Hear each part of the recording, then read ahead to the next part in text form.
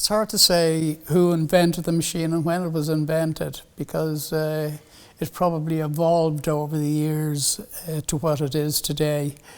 The monks in the old Middle Ages had to rule manuscript paper for their music, and they probably got fed up ruling sheet after sheet, day after day, and somebody would have come up with the idea of mass producing probably 4 or 5 quills on a piece of board and drawing lines in that manner. So the machine would have evolved from something like that to a powered machine that we use now. The first thing we do is prepare our pens. It's important to have them clean and make sure that there are no blockage in the channels on the pens. That's the first operation.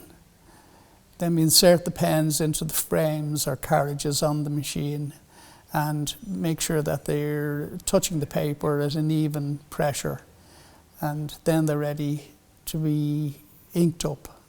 And what happens then is we make an ink pad from flannel, and that's the source of ink for the pens. That pad is placed across the pens and gravity does the rest. The pens are fed the ink from the flannel onto the paper.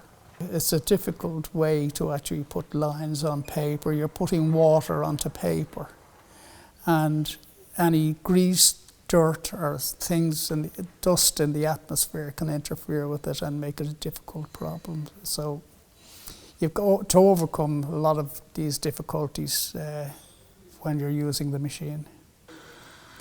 I served my time in Brown and Oland's book publishers, and we had 5 of those machines in the factory, and they were kept going full time. A lot of work for companies using cash books and ledgers, that type of thing. It shows how things were in the past, where everybody used ruled paper to make entries and ledgers to store information. It was the way it was done. It was an efficient way of doing it at the time. But since then, with computers, etc., there's no need for this anymore. But it's important to remember how it was done.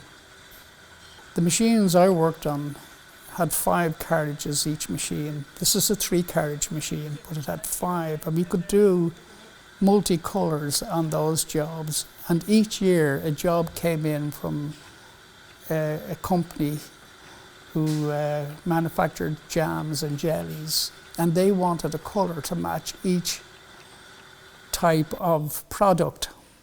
So we had purple, red, orange, green, all being ruled at the same time, and it was a nightmare.